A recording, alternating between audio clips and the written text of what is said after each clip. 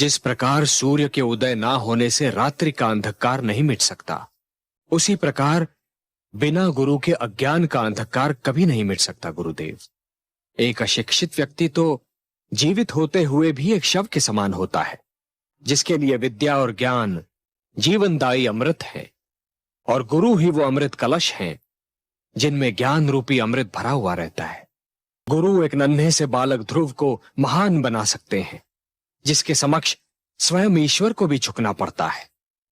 गुरु हिरण्यकशिपु जैसे ईश्वर विरोधी राक्षस के घर ईश्वर भक्त प्रहलाद को जन्म दे सकते हैं।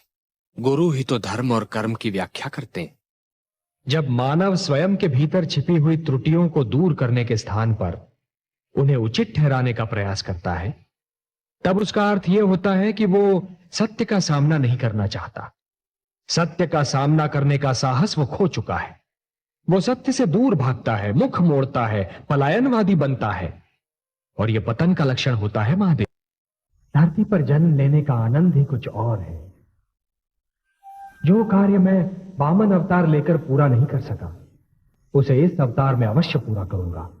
यह मेरा पूर्ण मानव अवतार है, जिस मानव का स्वयं आपने निर्माण किया है आदि प्रजापति। उस मानव के जीवन के लिए आदर्शों और मूल्यों का निर्माण करने में जा रहा हूं। उसके जीवन के कल्याण के लिए मर्यादा स्थापित करने जा रहा हूं। महादेवी, एक पापी, एक अत्याचारी कभी भी मेरी दया का पात्र नहीं हो सकता।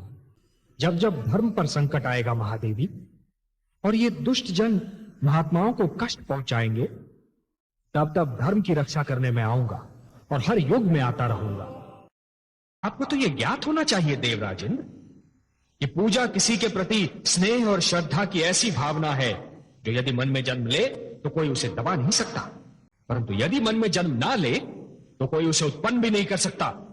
परंतु हे पद्मनाभ, हमारी पूजा तो न जाने कब से निरंतर होती चली आ रही है। यज्ञ में समिधा डालते हुए नाम लेने को आप पूजा कहते हैं देवराजेंद्र? चरणों में फूल चढ़ाने को आप पूजा कहते हैं देवराजेंद्र? हाथ जोड़कर शीश नवाने को आप पूजा मानते हैं? नहीं देवेंद्र, पूजा तो दिखावा ना करने का दूसरा नाम है। अच्छे विचार हैं पूजा, अच्छे कर्म हैं पूजा। दूसरों की सेवा और परोपकार का दूसरा नाम है पूजा।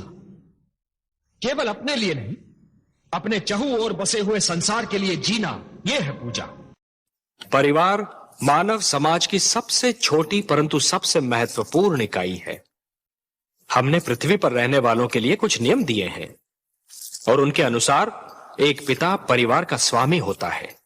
पुत्र को प्यार देना, उसका संरक्षण करना पिता का कर्तव्य है। एक पिता ब्रह्मा भी होता है और विष्णु भी। वो जन्म भी देता है और पुत्र का पालन पोषण भी करता है।